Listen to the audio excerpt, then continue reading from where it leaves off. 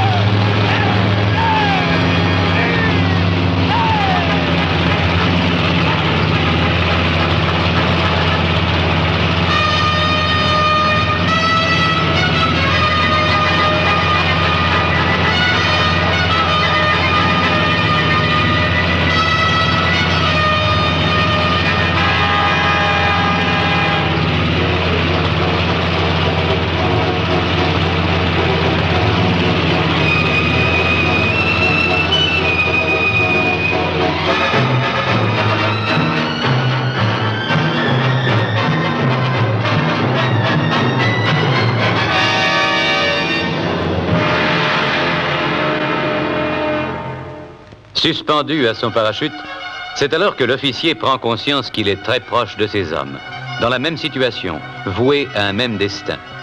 L'esprit parachutiste prend naissance à l'étape et dans les régiments parachutistes. Au combat, il trouve son plein épanouissement.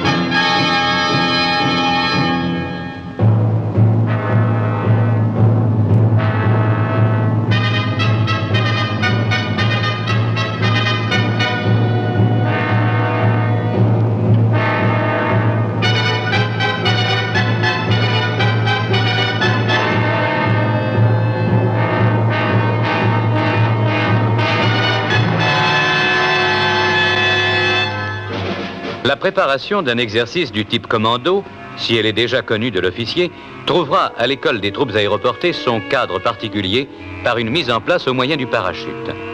Les officiers stagiaires vont préparer méticuleusement la mission en profitant au maximum des avantages que procure le transport par la voie des airs.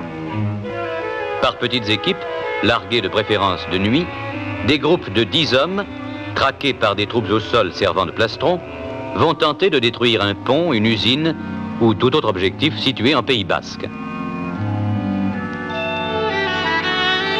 Après leur arrivée au sol, les parachutistes peuvent avoir besoin de matériel lourd ou de ravitaillement que seule la voie des airs leur permettra de recevoir.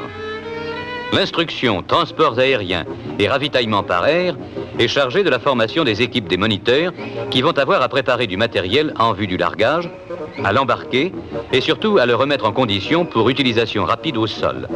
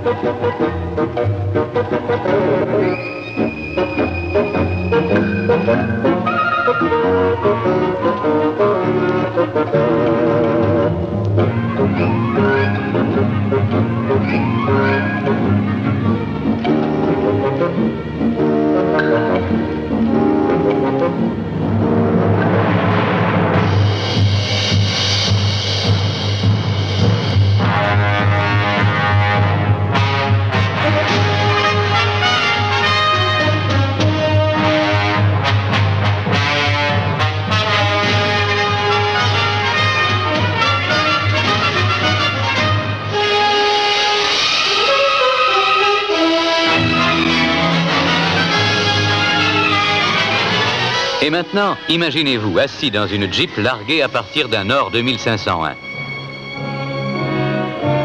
Le caméraman a cependant préféré laisser sa caméra seule sur le véhicule. Tiré de l'avion, basculé, la Jeep retrouve enfin son équilibre soutenu par une grappe de parachute.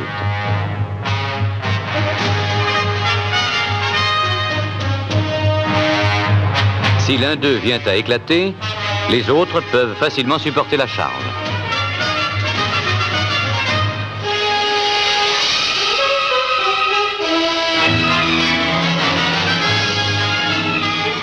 Arrivé au sol, le matériel est immédiatement remis en état de fonctionnement. Quelques organes essentiels du véhicule, protégés pour éviter le choc à l'atterrissage, sont rapidement dégagés.